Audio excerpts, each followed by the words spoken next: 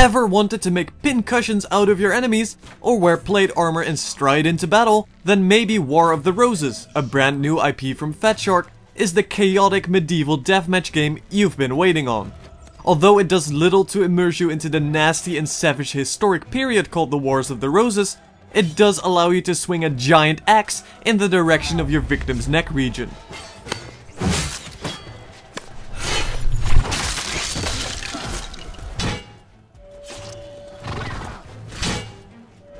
Combat is undoubtedly the reason you and anyone else would be picking up this game, as it offers little else than pure glorious slaughter. But the slaughter is quite glorious indeed. Once you get over the initial hurdle of getting used to the controls, you'll be quite satisfied in the capability of going completely medieval on whichever enemy happens to stand in your way, and you have quite a few different methods of doing so. Whether you prefer ranged, melee or cavalry combat, War of the Roses certainly takes their weaponry and armor serious. Every weapon type feels different and is used in a completely different way. This is also why precision is key in War of the Roses.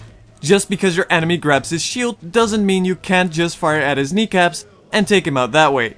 But melee weapons too require a good degree of accuracy. After all, a giant halberd might look scary, but you do actually have to hit your targets with the pointy end, or else they'll make quick work of you once they eventually stab through your armor.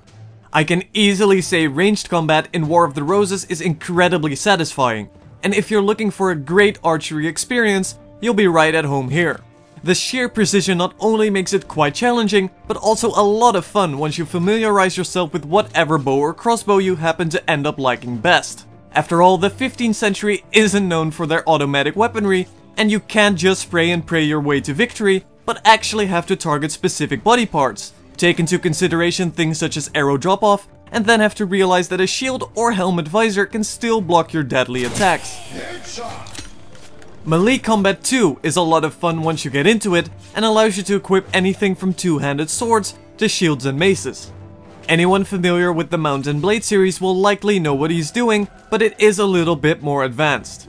You aim with a swipe of your mouse in the direction you want to chop some limbs off, and enemies can react by holding up their shield or parrying at the side you'll be trying to hit them from. Once you sink your axe into your enemy's shoulder, it does feel quite satisfying, but on occasion melee combat can feel awfully clunky, and generally feels like it needs a lot more weight behind it than it currently has. Melee animations too are a lot choppier than they have to be, and these do deduct from the melee experience. In addition, War of the Roses has some awkward spawning on occasion, to put it lightly, and is specifically bad in terms of the squad spawning system, often turning what is an enjoyable 1 versus 1 duel into an outmatched slaughter in seconds.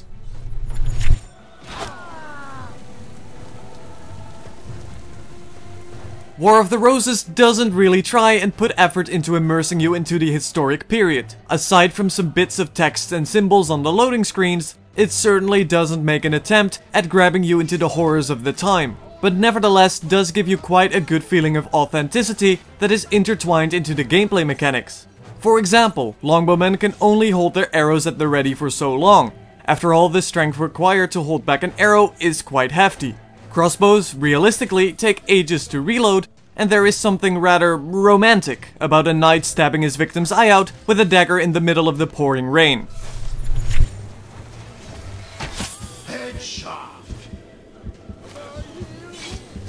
Obviously, you can't expect a good hour-long campaign or single-player mode from War of the Roses, as that is simply not there. The little non-multiplayer it contains are simple, rather dull training missions of the sort, and really, War of the Roses is purely a multiplayer game.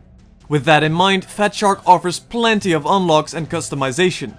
You essentially start off as a footman, shield and sword in hand, and have all the tools necessary to wreak havoc among your enemies. As you kill them and earn coins, you can then unlock various other perks for, say, archery or cavalry, different weapons such as maces, axes or polearms, and can arm yourself with 3 types of armor.